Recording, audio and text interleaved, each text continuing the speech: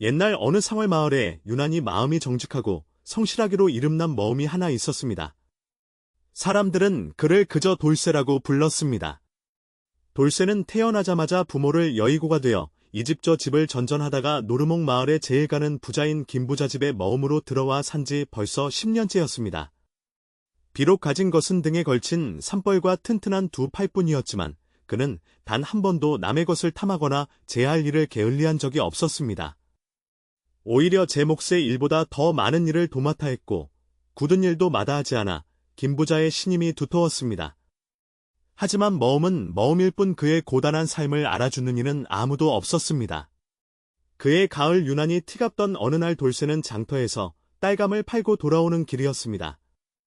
장터 어의 다리 밑에서 웬거지 처녀 하나가 굶주림에 지쳐 쓰러져 있는 것을 발견했습니다. 처녀는 남루하다 못해 거의 누더기를 걸치고 있었고 얼굴은 때국물과 먼지로 뒤덮여 본래의 모습을 알아볼 수조차 없었습니다. 사람들은 냄새가 난다며 코를 막고 비켜가거나 심지어 발길질을 하려는 무례배도 있었습니다. 돌쇠는 차마 그 모습을 외면하지 못했습니다. 그는 딸감을 팔아 겨우 손에 쥐인 엽전 몇 분으로 국밥 한 그릇을 사왔습니다. 그리고는 처녀를 부축해 일으켜 세웠습니다. 아가씨 국밥이라도 좀 드시오. 기운을 차려야지. 처녀는 짐승처럼 허겁지겁 국밥을 먹어 치웠습니다. 한참을 먹던 처녀는 문득 고개를 들어 돌쇠를 바라보았습니다. 때국물 사이로 드러난 눈은 놀랍도록 맑고 깊었습니다. 돌쇠는 그 눈빛을 잊을 수가 없었습니다. 그날 이후 돌쇠는 장터에 나갈 때마다 자신의 몫으로 나온 밥을 아껴 두었다가 그 처녀에게 가져다 주었습니다. 처녀는 여전히 아무 말이 없었지만 돌쇠가 주는 밥을 말없이 받아먹곤 했습니다. 며칠이 지나자 처녀는 기운을 차렸는지 장터 어귀에서 구걸을 하기도 하고 짐을 나르는 이들을 도와주며 푼돈을 벌기도 했습니다. 하지만 여전히 그녀가 잠을 자는 곳은 차가운 다리 밑이었습니다. 돌쇠는 며칠 밤낮을 고민했습니다. 저 어린 처녀를 저렇게 내버려 두었다가는 다가오는 겨울을 넘기지 못할 것이 뻔했습니다. 그는 큰 결심을 하고 김부자를 찾아갔습니다. 어르신 소인에게 소원이 하나 있습니다. 김부자는 웬일인가 싶어 돌쇠를 바라보았습니다. 네가 내게 소원이라니 별일이 다 있구나. 말해 보아라. 돌쇠는 무릎을 꿇고 머리를 조아렸습니다. 장터다리 밑에 홀로 지내는 처녀가 하나 있습니다. 오갈데 없는 불쌍한 신세입니다. 부디 거두어 주십시오. 김부자는 잠시 생각에 잠겼습니다. 머움이 여자를 데려오겠다니 그것도 거짓 처녀를 말입니다. 김부자는 고개를 저었습니다. 돌쇠야, 내 마음은 알겠다만 집안의 여자를 그것도 근본도 모르는 거지를 드릴 수는 없다. 돌쇠는 포기하지 않았습니다. 어르신 제발 부탁입니다. 제가 거두겠습니다. 제가 그 처녀와 혼인을 하려 합니다. 그러니 부디 저희 두 사람이 지낼 작은 방이라도 하나 내어 주십시오. 헛간이라도 좋습니다. 제가 어르신을 위해 2배, 3배 더 열심히 일하겠습니다. 김부자는 돌쇠의 간절한 눈빛을 보고는 더 이상 거절하지 못했습니다. 그는 돌쇠의 성실함을 익히 알고 있었기에 그의 청을 들어주기로 했습니다. 네가 좀 그렇다면야. 마침 뒤뜰에 오래된 광이 하나 비어있다. 그곳을 치워서 지내도록 하라. 돌쇠는 김부자에게 백번절을 하고 뛰어나왔습니다. 그는 당장 장터로 달려가 처녀에게 말했습니다. 아가씨, 나와 함께 갑시다. 비록 누추하지만 비바람을 피할 곳이 있어. 처녀는 이번에도 아무 말 없이 돌쇠를 따라 나섰습니다. 돌쇠는 처녀를 데리고 김부자 집 뒤뜰의 낡은 광으로 갔습니다.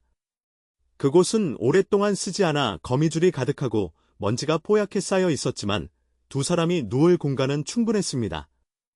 돌쇠는 며칠 밤낮주로 집을 엮어 지붕우리고 흙을 이겨 벽을 발랐습니다. 그리고는 읍내에서 가장 싼 배 한 피를 끊어와 처녀에게 새 옷을 지어 주었습니다. 마을 사람들은 이 소식을 듣고 모두 혀를 찼습니다. 돌쇠가 드디어 미쳤구나. 제 한몸 건사하기도 힘든 놈이 거짓 처녀를 데려와 살림을 차리다니. 머움이 머움을 낳는 법이지. 저러다 자식이라도 낳으면 어쩌려고. 특히 김부잣집의 다른 머음들을 관리하며 위세를 부리던 마서방은 노골적으로 돌쇠를 비웃었습니다.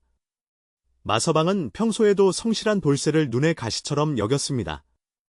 야, 돌수 내가 이제 머음 나불랭이가 아니라 신랑 낳을 리가 되셨다지. 그래서 내 마누라는 밥은 할 줄 아느냐? 아니면 밤에 잠자리 시중이라도 잘 드느냐? 마서방의 낄낄거리는 웃음소리가 마당을 울렸습니다. 돌쇠는 그런 모욕을 묵묵히 참아냈습니다. 그는 처녀에게 복희라는 이름을 지어 주었습니다. 복을 가져다 주기를 바라는 마음에서였습니다. 복혜는 여전히 말이 없었습니다. 하지만 그녀는 놀랍도록 부지런하고 손재주가 좋았습니다. 낡은 광은 금세 사람이 사는 집처럼 정갈해졌습니다. 그녀는 내가에서 멱을 감고 돌쇠가 지어준 새 옷으로 갈아입었습니다. 떼국물을 벗겨낸 얼굴은 달덩이처럼 희고 구웠습니다. 돌쇠는 그런 아내를 보는 것만으로도 행복했습니다. 도끼는 돌쇠가 나간 사이 뒷산에 올라 도토리와 버섯을 주워 오고 텃밭을 일구어 채소를 심었습니다. 저녁이 되어 돌쇠가 고된 일을 마치고 돌아오면 복희는 따뜻한 저녁밥을 차려놓고 그를 기다렸습니다. 비록 쌀밥에 고깃국은 아니었지만 복희가 산에서 캐온 나물과 텃밭에서 채소로 차린 밥상은 그 어떤 진수성찬보다 맛있었습니다.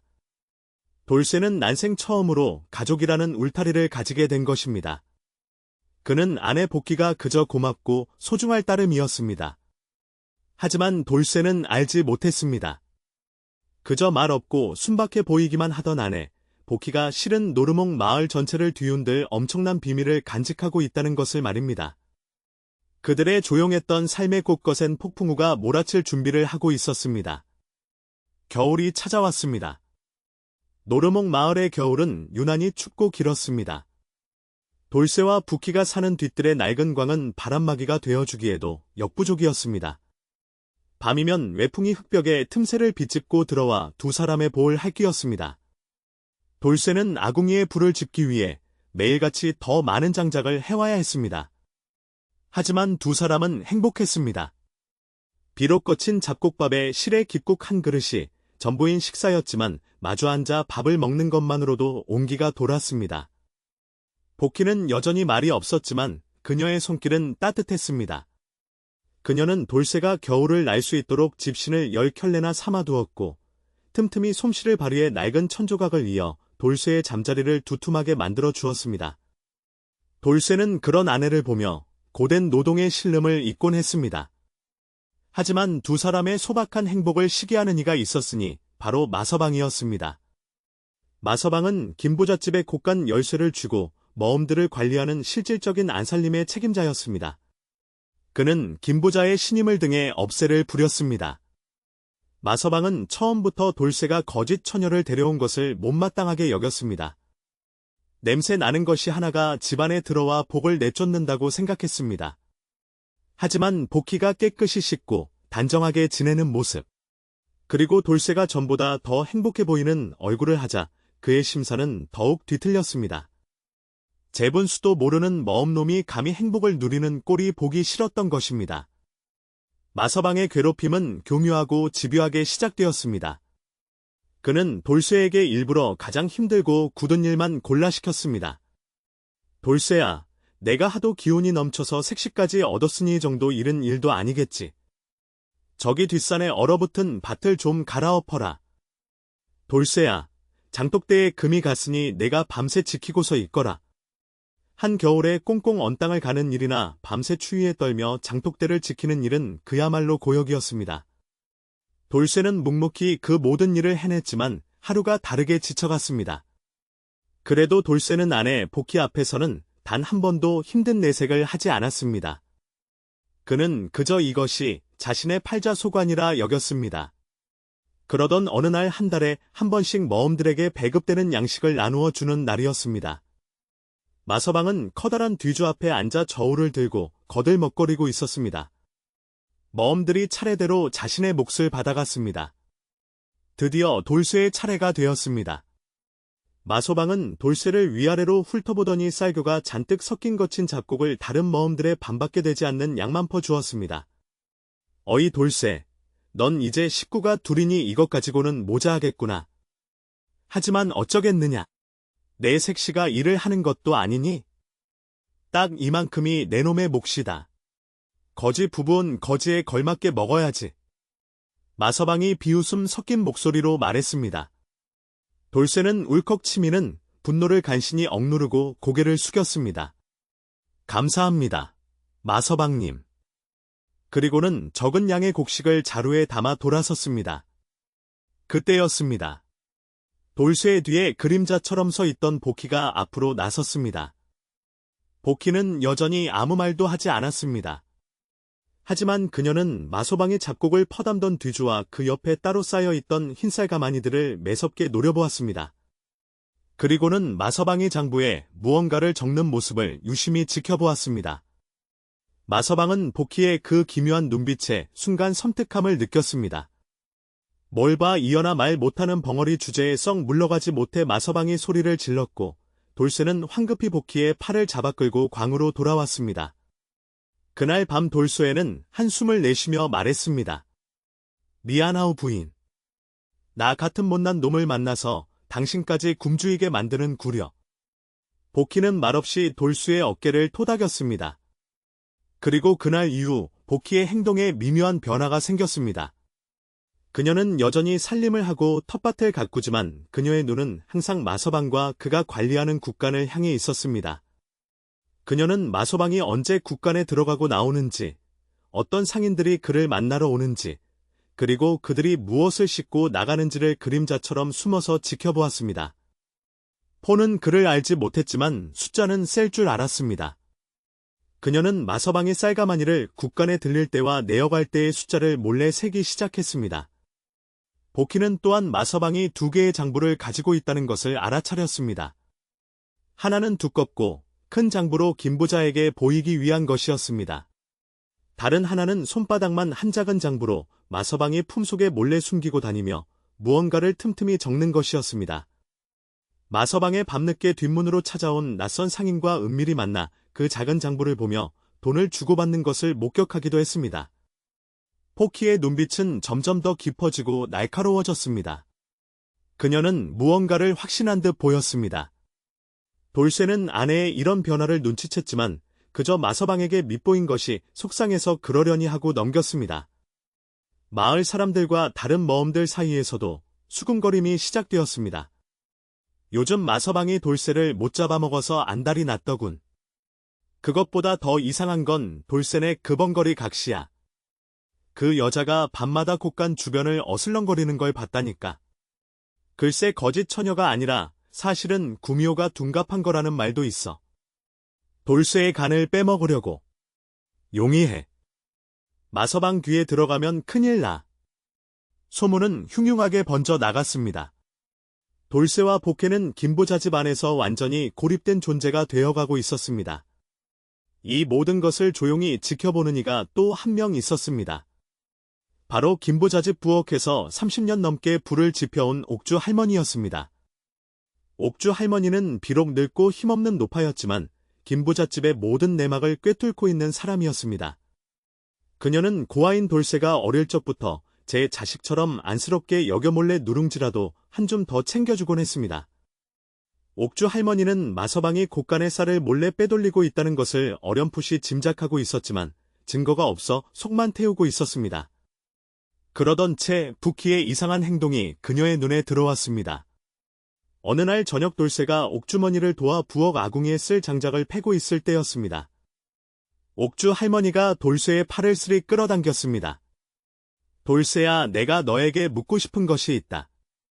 내 각시 말이다. 복희 돌쇠는 웬 일인가 싶어 고개를 들었습니다. 버키가 왜요 할머니? 옥주머니는 목소리를 낮추어 속삭였습니다. 내 각시 보통 내기가 아니더구나. 혹시 글을 읽을 줄 알더냐 아니면 셈이라도 밝으냐? 돌쇠는 고개를 저었습니다. 아닙니다.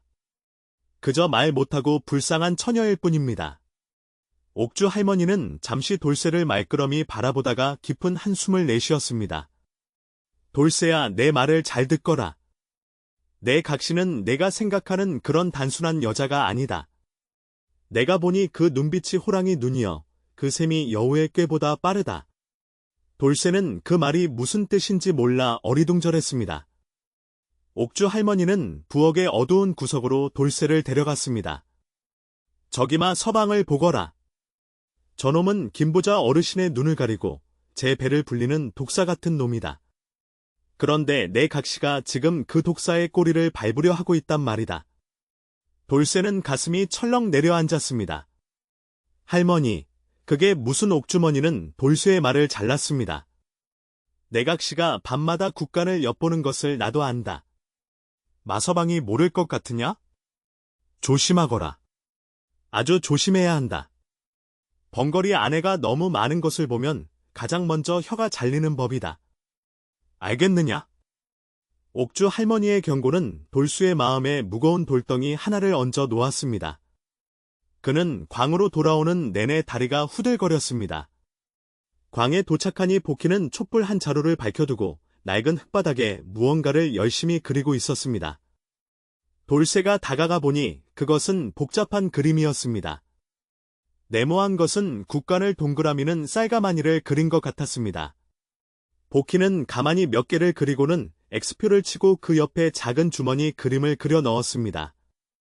그것은 누가 보아도 마서방이 쌀을 빼돌리고 돈을 챙기는 것을 나타내는 그림이었습니다.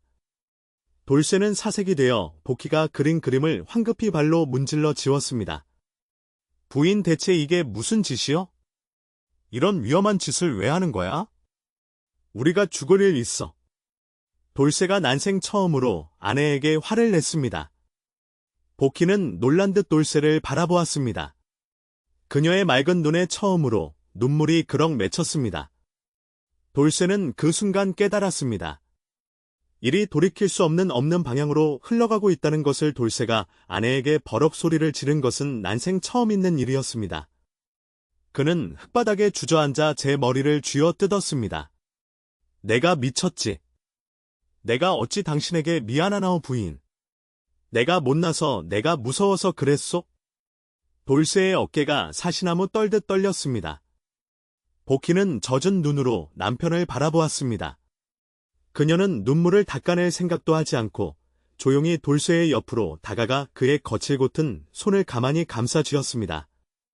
화를 낼 남편을 원망하는 것이 아니라 그의 공포를 이해한다는 듯한 몸짓이었습니다. 그날 밤 두 사람은 촛불도 켜지 않은 치읓 같은 어둠 속에서 서로의 천에 의지한 채 말없이 앉아 있었습니다. 다음 날부터 돌쇠는 그야말로 가시 방석에 앉은 듯했습니다. 그는 마서방의 그림자만 봐도 화들짝 놀라 어깨를 움츠였고 마서방이 그를 부르는 소리에는 심장이 발밑까지 떨어지는 것 같았습니다. 돌쇠야, 내가 요새 역시 나간 사람 같구나. 혹시 내 번거리 마누라가 밤마다 고기라도 하더냐? 마서방의 조롱에도 돌쇠는 그저 아닙니다. 아닙니다라며 고개를 조아릴 뿐이었습니다. 그는 틈이 날 때마다 복희에게 애원했습니다. 부인 제발 그만둡시다. 옥주 할머니 말씀 기억 안 나워 우리는 그저 짓불 같은 목숨이여. 마서방은 활알 타는 장작불이고 우리가 먼저 타 죽을 거요. 하지만 복희의 생각은 다른 듯 했습니다. 그녀는 더 이상 흙바닥에 그림을 그리지 않았습니다. 남편을 안심시키려는데 낮에는 평소처럼 묵묵히 텃밭을 돌보고 집신을 삼았습니다. 그러나 그녀의 눈빛은 변하지 않았습니다. 오히려 돌쇠의 공포를 양분 삼은 듯 더욱 단단하고 차갑게 빛났습니다. 돌쇠가 잠든 깊은 밤 복혜는 더 이상 흙바닥 대신 자신의 기억 속의 모든 것을 새기기 시작했습니다. 그녀는 밤바람 소리에 섞여 들려오는 마서방의 발걸음 소리, 국간 자물쇠가 덜그럭거리는 회수 그리고 어둠 속으로 사라지는 쌀가마니에 술을 새는 것을 멈추지 않았습니다. 마서방 역시 무언가 이상한 낌새를 채고 있었습니다. 돌쇠가 자신을 극도로 두려워하는 것은 기분 좋은 일이었지만 그 번거리 처녀의 눈빛이 마음에 걸렸습니다. 예전에는 그저 순한 짐승 같던 눈이 이제는 자신을 꿰뚫어 보는 듯 날카로웠습니다. 전년이 번거리 주제의 감히 마서방은 일부러 돌수의 부부의 관근처를 어슬렁거리기 시작했습니다. 그는 두 사람이 자신에 대해 무슨 말을 하는지 혹은 무슨 꿍꿍이를 꾸미고 있는지 알고 싶었습니다. 하지만 그가 들을 수 있는 것은 돌수에 지친 코골이와 복희의 고른 숨소리뿐이었습니다.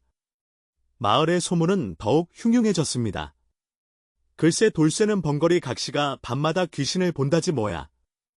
어떤 사람은 그 여자가 사실은 번거리가 아니라 밤마다 여우로 변해서 뒷산을 돌아다닌다던데 이런 소문은 모두 마서방이 은근슬쩍 흘린 것들이었습니다. 그는 돌수의 부부를 완전히 고립시켜 제풀에 지쳐 마을을 떠나게 만들 심산이었습니다. 다른 머엄들조차 돌쇠와 말 섞는 것을 꺼렸습니다. 돌쇠는 이제 김부자집 안에서 그리고 노르목 마을에서 외딴 섬이 되어가고 있었습니다. 그는 이 모든 것이 아내 복귀의 고집 때문인 것 같아 원망스러운 마음이 들다가도 그런 아내를 지켜주지 못하는 자신이 한심해져 견딜 수가 없었습니다. 복희는 샘을 할 다른 방법을 찾아냈습니다. 그녀는 헛간 구석에 버려져 있던 조약돌과 나뭇가지를 몰래 모았습니다. 그리고는 돌쇠가 깊이 잠든 것을 확인한 후 그 차가운 돌들을 낡은 천조각 위에 하나씩 늘어놓기 시작했습니다.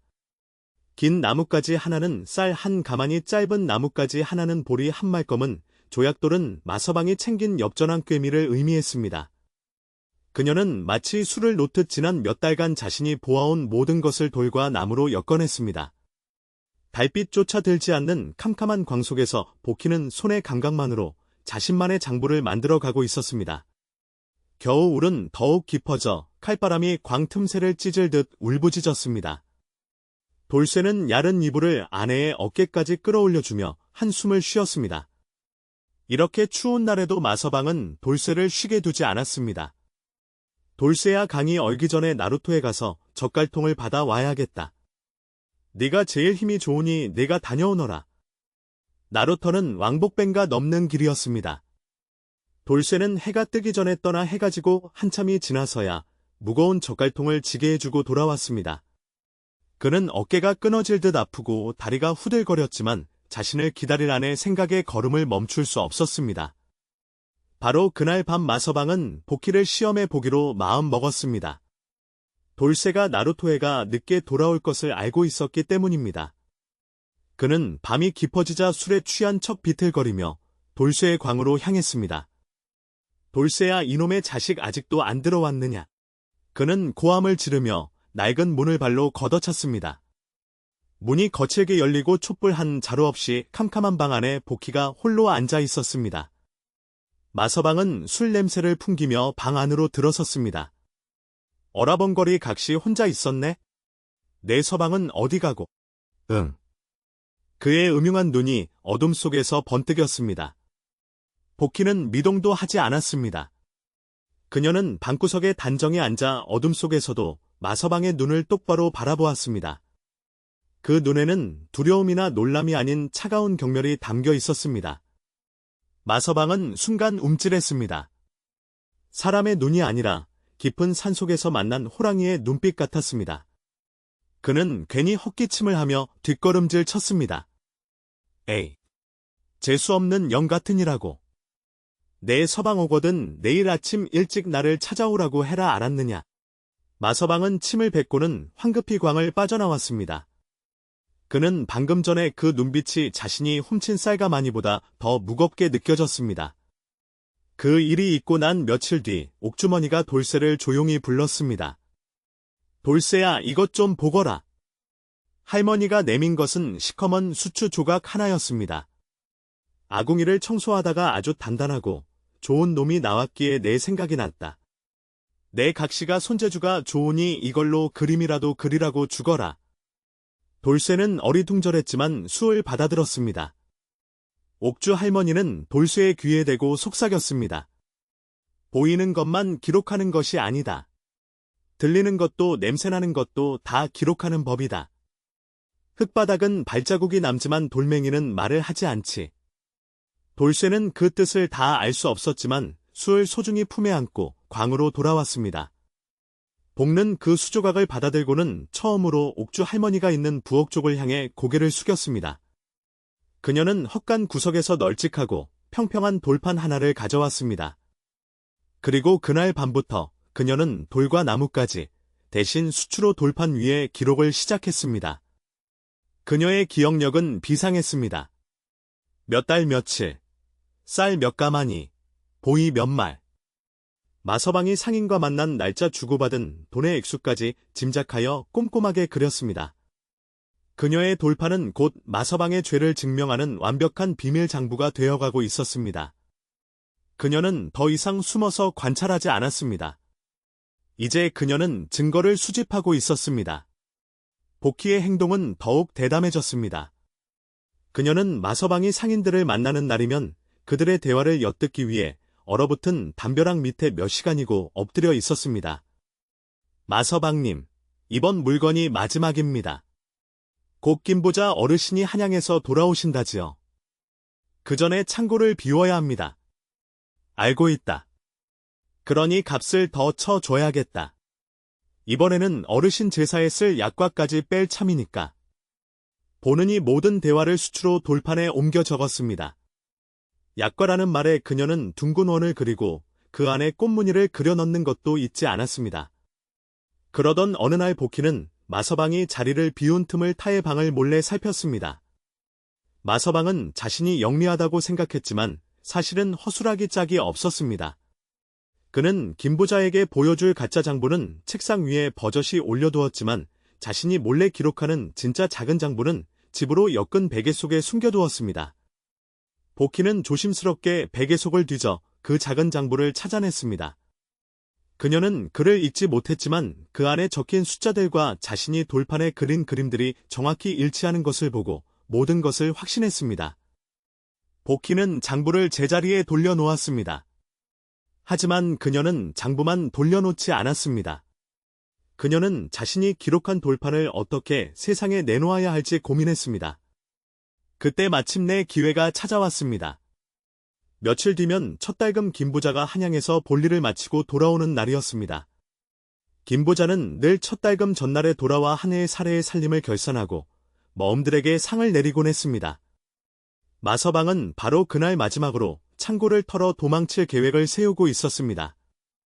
복희 또한 그날을 기다리고 있었습니다. 마서방은 김부자가 돌아오기 전날 밤 마지막 거래를 위해 상인들을 불렀습니다. 그는 곳간에 남은 마지막 쌀가마니들까지 헐갑에 넘기고 있었습니다. 자, 이것까지 실으면 끝이다. 이제 이 지긋지긋한 시골득이 노릇도 끝이다. 마서방이 돈 주머니를 챙기며 기뻐하는 순간이었습니다. 복희는 그 모습을 어둠 속에서 지켜보고 있었습니다. 그녀의 손에는 수로 빼곡히 채워진 돌판이 들려있지 않았습니다.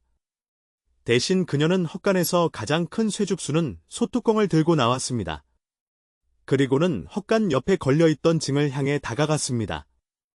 복희는 쇠죽 소뚜껑을 방패처럼 앞세우고 온 힘을 다해 징을 내리쳤습니다. 쾌에 치읓 같던 겨울밤의 정적을 깨고 징소리가 노르목 마을 전체에 울려 퍼졌습니다. 부리야 부리야 보는 징을 치며 헛간을 가르쳤습니다. 하지만 헛간에는 불이 나지 않았습니다. 대신 쌀가마니를 훔쳐 달아나려던 상인들과 마서방이 징소리에 놀라 우왕좌왕하고 있었습니다. 저 벙어리 년이 마서방이 복희를 발견하고 달려드는 순간 잠에서 깨어 쏟아져 나온 머음들과 마을 사람들이 그 광경을 목격하게 되었습니다. 돌쇠는 아내의 계획을 전혀 알지 못했습니다. 그저 징소리에 놀라 뛰쳐나왔다가 쌀가마니를 앞에 두고 흉기처럼 몽둥이를 든 마서방과 소뚜껑으로 그를 막아서고 있는 아내 포키의 모습을 보게 되었습니다. 부인 돌쇠가 절박하게 소리쳤습니다. 그 순간 마을 어귀에서 어르신 행차시다라는 외침과 함께 김부자의 가마가 모습을 드러냈습니다. 모든 것이 복희가 계획한 대로였습니다. 그녀는 김부자가 도착하는 시간에 맞춰 마서방이 도둑질하는 현장을 모든 사람이 보는 앞에서 고발한 것입니다. 첫달금 전야의 밤공기는 쇠를 얼릴 듯 차가웠습니다. 김부자의 가마가 대문 안으로 들어서는 순간 아수라장이던 마당은 마치 시간이 멈춘 듯 고요해졌습니다. 쌀가마니를 훔쳐 달아나려던 상인들은 그 자리에 얼어붙었고 머음들과 마을 사람들은 횃불을 든 채의 기막힌 광경을 멍하니 바라보고 있었습니다. 마서방은 몽둥이를 든 손을 미처 거두지 못한 채 방금 한양에서 돌아온 주인의 매서운 눈과 정면으로 마주쳤습니다. 그리고 그 앞에는 쇠죽 소뚜껑을 방패처럼 든 복희와 쉬간 표정의 돌쇠가 서 있었습니다. 이게 다 무슨 소란이냐? 김부자의 노기 목소리가 꽁꽁 얼어붙은 마당을 갈랐습니다. 가장 먼저 정신을 차린 것은 마서방이었습니다. 그는 이대로 모든 것이 끝장났다는 것을 직감했지만 마지막 발악이라도 해보자는 심산이었습니다. 그는 쥐가 궁지에 몰리면 고양이를 물듯 흉흉한 기세로 몽둥이를 바닥에 내던졌습니다. 그리고는 김부자 앞에 엎드려 대성통곡을 하기 시작했습니다. 어르신 제가 죽을 죄를 지었습니다. 제가 저 요망한 벙어리에게 속았습니다. 마서방이 손가락으로 복희를 가리키며 악을 썼습니다. 마당에 모인 사람들의 시선이 일제히 복희에게로 향했습니다. 마서방은 울부짖으며 말을 이었습니다. 어르신이 한양에 가신 뒤로 저벙거린 년이 밤마다 헛간을 돌며 쌀을 훔쳐냈습니다. 제가 그걸 몇 번 목격하고 돌수의 놈을 타일러 것만 저것들이 도리어 제게 누명을 씌우려고 오늘 밤 저것들이 상인들을 불러남은 쌀마저 다 팔아먹으려는 것을 제가 막다가 그는 마치 자신이 정의를 구현하려다 봉변이라도 당한 사람처럼 억울한 표정을 지었습니다. 전년이 갑자기 징을 치며 불이라도 난 것처럼 소란을 피워 저를 도둑으로 몰아쓴 것입니다. 전년은 벙거리가 아니라 마귀입니다. 어르신 김부전은 말이 없었습니다. 그는 수십 년간 장사를 하며 온갖 인간 군상을 겪어온 사람이었습니다. 그는 마서방의 악어 눈물 너머에 있는 교활남과 그가 가리키는 복희의 고유한 눈빛을 번갈아 보았습니다. 돌쇠는 그저 아닙니다.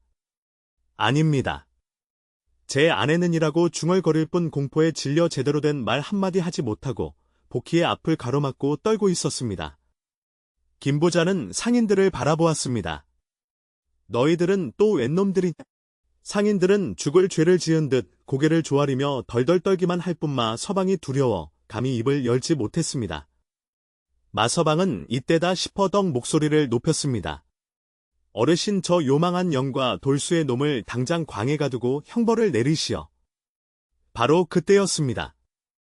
남편 돌쇠의 등 뒤에 숨어있던 복희가 조용히 앞으로 나섰습니다. 그녀는 소뚜껑을 내려놓았습니다. 마서방은 저것 봐라. 이제 와서 잘못을 비는 척한다라며 비웃었습니다. 하지만 복희는 마서방이나 김부자에게 다가가지 않았습니다. 그녀는 횃불이 환하게 비추는 마당 한가운데 흙바닥으로 걸어갔습니다. 그리고는 땅에 떨어진 나뭇가지 하나를 주워 들었습니다. 사람들은 숨을 죽였습니다. 저벙거리 처녀가 대체 무엇을 하려는 것일까? 복희는 흙바닥에 무릎을 꿇고 앉아 그림을 그리기 시작했습니다. 네모난 곡간 동그란 쌀가마이들, 그리고 그 옆에 마서방을 닮은 졸라맨을 그렸습니다. 마서방은 저게 무슨 일하며 소리쳤지만 김부자가 손을 들어 그를 제지했습니다. 복희의 그림은 계속되었습니다. 그녀는 곡간에서 빠져나와 수레에 실리는 쌀가마니들을 그렸고 마서방이 상인으로 보이는 사람에게서 돈 주머니를 받는 그림을 그렸습니다. 그리고는 그 옆에 날짜를 표시하듯 작대기를 그었습니다. 한 달 전, 보름 전 그리고 오늘 밤의 그림까지 마서방의 얼굴이 하얗게 질리기 시작했습니다. 그 그림은 그를 모르는 사람이라도 누가 도둑인지 한눈에 알 수 있을 만큼 명확했습니다. 저 전년이 미쳤구나. 감히 어르신 앞에서 요망한 그림으로 현혹하려 들다니. 마서방이 복희에게 달려들어 그 그림을 발로 문대어 지우려 했습니다. 돌쇠가 황급히 그 앞을 막아섰지만 마서방의 거친 손길에 맥없이 밀려났습니다. 마서방이 복희의 머리채를 잡으려는 순간이었습니다. 매움 주시어라. 어르신 모두의 뒤편에서 조용히 상황을 지켜보던 옥주 할머니가 앞으로 나섰습니다. 늙은 노파였지만 그 목소리에는 아무도 거역할 수 없는 힘이 실려 있었습니다. 옥주 할머니는 김부자에게 깊이 고개를 숙였습니다. 어르신, 저 아이는 미치지도 않았고 요망한 마귀도 아닙니다. 저 아이가 그리는 것은 장부입니다. 장부라고 김부자의 눈이 커졌습니다. 그렇습니다. 저 아이는 글을 모르지만 셈은 누구보다 박습니다. 지난 몇 달간 마서방이 곡간에서 빼돌린 모든 것을 밤마다 지켜보고 저렇게 그림으로 기록해왔습니다. 옥주 할머니의 말에 마당은 다시 한번 술렁이었습니다. 마서방은 옥주 할머니까지 나서자 이성을 잃었습니다. 이 늙은 노망난 할망구가 내가 저벙거리과 짜고 내 이놈 김부자가 불호령을 내렸습니다. 감히 옥주머니께 무슨 망발이냐. 옥주머니는 내 아버님 때부터의 집의 쌀을 지켜온 분이다. 김부자의 위험에 마서방은 입을 다물었지만 여전히 눈알을 굴리며 빠져나갈 궁리를 하고 있었습니다. 그는 복희가 그린 흙바닥의 그림 따위는 증거가 될 수 없다고 생각했습니다. 바로 그때 복희가 다시 움직였습니다. 그녀는 흙바닥의 그림이 지워진 것을 보고는 망설임 없이 자신들의 누추한 광으로 달려갔습니다. 돌쇠가 놀라 보인 어디 가시오라고 외쳤지만 복희는 뒤돌아보지도 않았습니다. 마서방은 낄낄거렸습니다. 하하! 저것 보십시오. 제 교회에 제가 넘어가 도망치는 겁니다. 하지만 복희는 도망치지 않았습니다. 그녀는 잠시 후 자신이 밤새 수추로 기록해온 커다랗고 평평한 돌판을 두 손으로 힘겹게 들고 나타났습니다. 횃불빛이 돌판 위에 빼곡하게 그려진 그림 장부를 비추었습니다. 복희는 그 돌판을 김부자의 발 아래에 조심스럽게 내려놓았습니다. 그곳에는 흙바닥에 그렸던 것보다 훨씬 더 상세한 기록이 담겨 있었습니다. 쌀과 보리의 수량 날짜, 심지어는 상인들의 인상착의까지 그림으로 그려져 있었습니다. 그리고 그 기록의 마지막에는 김부자의 제사상에 올릴 약과를 빼돌린다는 내용까지 그려져 있었습니다. 꽃무늬가 새겨진 둥근 약과 그림을 본 김부자의 얼굴이 분노로 일그러졌습니다. 조상의 제사 음식을 훔친 것은 단순한 도둑질이 아니라 집안의 근본을 뒤흔드는 용서할 수 없는 죄였습니다. 마소방, 내 이누, 이것도 저번거리의 조작이라 말할 테냐. 김부자 가위를 갈며 말했습니다. 마서방은 사색이 되었지만 여전히 바랬습니다. 증거가 없습니다. 어르신, 저 그림 쪼가리가 어찌 증거가 된단 말입니까? 그때 복희가 마지막 행동을 했습니다. 그녀는 김부자를 바라보며 마서방을 손가락으로 가리켰습니다. 그리고는 마서방의 방 쪽을 가리키며 잠자는 신과 함께 베개를 베는 흉내를 냈습니다. 김부자는 순간 그 뜻을 알아차렸습니다. 옥주 할머니도 어르신 마서방의 방 베개라고 속삭였습니다. 김부자는 머슴 둘을 지목했습니다. 당장 마서방의 방으로 가 그놈의 베개를 가져오라. 머엄들이 달려갔고 잠시 후 마서방의 때 묻은 집 베개를 들고 왔습니다. 김부자는 칼을 뽑아 드러개를 단숨에 갈랐습니다. 집단 속에서 작은 책자 하나가 툭 떨어졌습니다. 그것은 마서방이 품속에 숨기고 다니며 몰래 기록하던 진짜 장부였습니다. 김부자는 장부를 펼쳐 들었습니다. 그리고 복희가 가져온 돌판과 하나하나 대조하기 시작했습니다. 장부에 적힌 날짜와 수량복의 돌판에 그려진 그림이 놀랍도록 정확하게 일치했습니다. 내 이놈 하늘이 무섭지도 않더냐. 김부자의 고함이 터져 나왔습니다. 마서방은 그제야 모든 것이 끝났음을 깨닫고 그 자리에 주저앉아 버렸습니다. 어르신 살려주십시오. 제가 잠시 눈이 멀었습니다. 함께 있던 상인들도 일제히 엎드려 빌기 시작했습니다. 저희는 마방님이 시키는 대로. 김부자는 차갑게 명령했습니다. 저놈들을 당장 묶어라마. 서방은 빈 곳간에 가두고 날이 밝는 대로 관에 끌고 가겠다. 저 상인놈들도 한데 묶어 가두어라. 마서방에게 억눌려 지내던 머엄들이 기세 좋게 달려들어 순식간에 마서방과 상인들을 포박했습니다. 마서방의 비명과 상인들의 애원 소리가 딸금 밤을 찢었지만 아무도 그들을 동정하지 않았습니다. 소란이 진압되고 마당에는 다시 정적이 찾아왔습니다. 김부자는 횃불 아래 서 있는 돌쇠와 복희를 바라보았습니다. 돌쇠는 여전히 어안이 벙벙한 표정이었고 복희는 흙먼지로 범벅이 된 얼굴로 조용히 서 있었습니다. 김부자는 복희에게 다가가 그녀가 가져온 돌판을 집어들었습니다. 내가 이 집안을 구했다. 그는 복희를 지그시 바라보다가 돌쇠에게 말했습니다. 돌쇠야, 너는 천금보다 귀한 아내를 얻었구나. 그런데 너는 왜 내 아내가 이 지경이 되도록 가만히 있었느냐? 돌쇠는 부끄러움에 고개를 들지 못했습니다. 소인은 그저 무서웠습니다. 어르신, 소인은 힘없는 머음일 뿐이라. 돌쇠가 말을 차에 마치기도 전에 복희가 남편의 앞으로 한 걸음 나섰습니다. 그녀는 김부자에게 깊이 절을 올렸습니다. 그리고는 일어나서 남편 돌쇠를 손가락으로 가리켰습니다.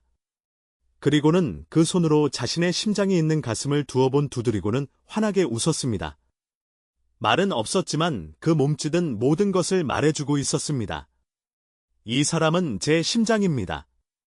세상에서 가장 착하고 따뜻한 사람입니다. 돌쇠는 아내의 그 모습에 그만 눈물을 터뜨리고 말았습니다. 김부자는 그 모습을 한참 동안 바라보았습니다. 그의 무서웠던 얼굴이 서서히 풀렸습니다. 그는 깊은 한숨을 내쉬고는 옥주 할머니를 불렀습니다. 할머, 날이 너무 춥소 모두 안으로 들입시다. 그리고는 돌쇠와 복희를 향해 말했습니다. 너희 두 사람도 이리 오너라. 오늘 밤은 저 차가운 광이 아니라이 사랑채의 따뜻한 아랫목에서 자야겠다. 할멈 저 두 사람을 위해 쌀밥을 아주 고봉으로 지으시오. 그리고 국도 뜨끈하게 끓여내오고 모두가 놀랐으니 오늘은 밤을 새워서라도 이 일을 바로 잡아야겠다. 김부자의 말이 떨어지자 얼어붙었던 마당에 비로소 따뜻한 운기가 돌기 시작했습니다. 김부자의 사랑채 아랫목은 10년 만에 처음 발을 뒤보는 돌쇠에게는 꿈결처럼 따뜻했습니다. 옥주 할머니는 금세 뜨거운 김이 모락모락 나는 흰쌀밥과 쇠고기 곡을 차려내왔습니다. 첫 달금을 준비하느라 끓여둔 육수였습니다. 돌쇠는 감히 수저를 들지 못하고 밥그릇만 바라보았습니다. 반면 복희는 흙먼지를 대충 닦아낸 얼굴로 김부자와 옥주머니를 차례로 바라본 뒤 조용히 수저를 들었습니다. 그 모습이 하도 당당하고 침착하여 김부전은 허허하고 허수를 쳤습니다. 김부전은 식사하는 두 사람을 말없이 지켜보았습니다. 그는 마서방의 가짜 장부와 진짜 장부 그리고 복희가 수초로 그린 돌판을 나란히 펼쳐두고 있었습니다. 보면 볼수록 기가 막혔습니다. 글 한자 모르는 처녀가 오직 눈과 기억만으로 이토록 정확한 장부를 만들어냈다는 것이 믿기지 않았습니다. 마서방의 장부에 적힌 숫자와 복희의 돌판에 그려진 그림은 한치의 오차도 없었습니다. 그는 복희를 다시 바라보았습니다. 저 작고 초라한 행색 뒤에 1000명의 군사보다 무서운 지혜가 숨어 있었습니다. 돌쇠는 밥을 반쯤 먹다가 그만 수저를 내려놓고 엎드렸습니다. 어르신 소인이 죽을 죄를 지었습니다. 제 아내가 저리 고초를 겪는 동안 저는 무섭다는 핑계로 마서방님이 두려워 아내를 지키지 못했습니다. 돌쇠의 목소리가 부끄러움과 회한으로 젖어들었습니다. 그는 이 따뜻한 밥을 먹을 자격이 없다고 생각했습니다. 김부전은 밥을 먹다 말고 끙끙하고 목을 가다듬었습니다. 일어나거라. 사내란 본디 제 울타리 안에 식소를 지키는 법인데 네가 두려웠던 것은 내 죄가 아니다. 마서방이 그만큼 악랄했다는 증거지 그때였습니다. 묵묵히 밥을 먹던 포키가 돌쇠의 어깨를 가만히 토닥였습니다. 그리고는 밥그릇을 돌쇠 쪽으로 밀어주며 어서 먹으라는 듯 눈짓을 했습니다. 그 눈에는 원망이나 질책 대신 오직 따뜻한 연민과 격려만이 담겨 있었습니다. 돌쇠는 그런 아내의 모습에 다시 한번 눈시울이 뜨거워졌습니다. 복희는 겉보기에는 세상에서 가장 약한 것이 처녀였지만 그 속은 청길 바다보다 깊고 단단한 사람이었습니다. 돌쇠는 자신이 아내를 지킨 것이 아니라 아내가 자신을 지켜왔음을 깨달았습니다. 옥주 할머니가 따뜻한 숭늉을 따르며 입을 열었습니다. 어르신, 저 아이는 말을 못하는 것이 아니라 말을 아끼는 것입니다. 세상에는 입만 살아 떠드는 빈 깡통 같은 자들이 많지만 저 아이는 제 눈과 귀로 세상을 담고 제 마음으로 진실을 말하는 아이입니다. 할머니는 복희의 머리를 쓰다듬었습니다. 돌쇠가 복을 받은 게지요. 그것도 아주 큰 복을. 김부자는 고개를 깊이 끄덕였습니다. 할머니 맞소. 내가 사람 보는 눈이 어두워. 저런 보석을 광에 처박아 두었으니 식사가 끝나자 김부자는 돌쇠와 복희를 불렀습니다. 그는 품에서 종이 두루마리 몇 장을 꺼냈습니다. 돌쇠야, 너는 10년간 내 집에서 성실히 일했다.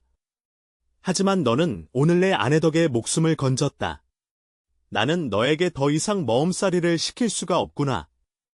김부자는 헛간에 갇힌 마서방을 생각하며 치을 떨었습니다. 나는 내게 이 집의 콧간을 맡기고 싶지만 너희 부부에게는 더 큰 복이 어울린다. 너를 머슴의 신분에서 풀어주겠다. 돌쇠는 제 귀를 의심했습니다. 어르신 면천이라니요. 그렇다. 너는 이제 자유의 몸이다. 김보자는 그것으로 끝내지 않았습니다. 그리고 마서방이 그동안 내 재산을 축내어 모은 것들이 꽤 되더구나. 관에 넘기기 전에 회수한 것들이다. 그는 작은 궤 하나를 밀었습니다. 그 안에는 엽전이 가득했습니다. 이것은 내 안의 복귀가 되찾아준 내 재산의 일부다. 이것을 너희에게 주겠다. 또한 노르목 입구에 있는 작은 기와집 한 채와 밭대기, 세마지기를 너희 부부의 이름으로 주겠다. 돌쇠는 그 자리에 털썩 주저앉았습니다. 머음이 그것도 거짓 처녀와 혼인한 머음이 하루아침에 집과 땅을 가진 양민이 되는 순간이었습니다. 돌쇠가 감격에 겨워 울음을 터뜨리는 동안에도 복권은 놀랍도록 침착했습니다. 그녀는 엽전이 담긴 궤나 집문서에는 눈길도 주지 않았습니다. 그녀는 오직 김부자를 똑바로 바라보았습니다. 그리고는 옥주 할머니가 아까 주었던 숫을 다시 집어들었습니다. 그녀는 깨끗한 바닥에 그림을 그리기 시작했습니다. 이번에는 곡간이나 쌀가마니가 아니었습니다. 그것은 김부잣집의 대문과 그 대문에서 짐을 지고 나가는 마서방 그리고 그 옆에 옥주 할머니가 웃으며 쌀을 나누어주는 그림이었습니다. 김부자는 그 그림의 뜻을 즉시 알아차렸습니다. 허허, 네가 정녕. 복희는 김부자에게 절을 올렸습니다. 그녀는 재물이나 집을 원한 것이 아니었습니다. 그녀는 이 집의 국간 열쇠를 정직한 옥주 할머니에게 맡겨달라고 청하고 있는 것이었습니다. 그녀는 이 집안의 근본이 바로 서기를 바랐던 것입니다. 김부자는 이 말 못하는 며느리 앞에서 난생 처음으로 부끄러움을 느꼈습니다. 그는 자신의 재산을 지키는 것보다 이 집안의 도리를 지키는 것을 더 중요하게 여기는 복희의 마음에 감복했습니다. 알겠다. 내 뜻대로 하마. 김부전은 옥주 할머니를 불렀습니다. 할멈, 내일 아침부터는 저 무거운 솥 대신 내 국간 열쇠를 맡아주시오. 할머니야말로 이 집의 기둥이여. 옥주 할머니는 눈물을 글썽이며 고개를 숙였습니다. 복희는 그제야 처음으로 아주 옅은 미소를 지었습니다. 그 미소는 석금의 차가운 밤을 녹이고도 남을 만큼 따뜻했습니다. 돌쇠는 그런 아내의 모습을 스레고 바라보았습니다. 그는 자신이 세상에서 가장 큰 부자가 되었음을 깨달았습니다. 돈이나 땅 때문이 아니었습니다. 바로 저 안에 복희를 얻었기 때문입니다. 그날 밤 돌쇠와 복희는 낡은 광이 아닌 사랑채의 따뜻한 아래목에서 잠이 들었습니다. 밖에서는 새해를 알리는 닭 울음소리가 멀리서 들려오는 듯했습니다. 다음날 노르목 마을은 발칵 뒤집혔습니다. 김부잣집 마서방이 도둑질을 하다 관아로 끌려갔다는 소식과 머슴 돌쇠가 하루아침에 면천이 되어 집과 땅을 얻었다는 소식이었습니다. 사람들은 거짓 처녀를 아내로 삼더니 돌쇠가 복을 받았다고 말하기도 하고 그 번거리 각시가 사실은 다 알고 꾸민 일이라며 혀를 내두르기도 했습니다. 채해가 밝고 돌쇠와 복혜는 김부자가 내어준 노르목 어귀의 작은 기와집으로 이사했습니다. 그 집은 마서방이 몰래 사들여 첩을 두려 했던 집이었지만 이제는 정당한 주인을 만난 것입니다. 돌쇠는 더 이상 머음이 아니었지만 김부자의 은혜에 보답하기 위해 밭 세마지기를 부지런히 일구었습니다. 그리고 김부잣집에 어려운 일이 있을 때면 가장 먼저 달려가 힘을 보탰습니다. 그는 이제 어여한 양민 김돌수가 아니라 박돌수라는 재성을 되찾은 한 집안의 가장이었습니다. 복혜는 여전히 말이 없었습니다. 하지만 그녀는 더 이상 낡은 광에 숨어 지내지 않았습니다.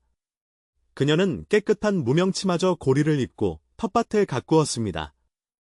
그녀의 텃밭에서 난 채소들은 유난히 싱싱하고 맛이 좋아 옥주머니는 장을 담글 때마다 복희네 채소를 가져다 썼습니다. 복희는 틈틈이 수추로 돌판에 그림을 그렸습니다. 하지만 이제 그것은 장부가 아니었습니다. 그녀는 뒷산의 꽃과 나무 그리고 남편 돌쇠가 밭을 가는 모습을 그렸습니다. 그녀의 그림에는 평화와 행복이 가득했습니다. 마을 사람들도 돌쇠 부부를 대하는 태도가 달라졌습니다. 처음에는 그들의 행운을 시기하던 이들도 돌쇠의 변함없는 성실함과 복희의 말없는 지혜에 점차 감화되었습니다. 특히 복희는 마을에 어려운 일이 생길 때마다 조용히 도움을 주었습니다. 가뭄이 들었을 때 그녀는 아무도 몰랐던 뒷산에 숨겨진 샘터를 그림으로 그려 마을 사람들에게 알려주었습니다. 흉년이 들어 굳는 아이가 생기자 그녀는 자신이 산에서 주워 말려둔 도토리와 묵을 아낌없이 나누어 주었습니다.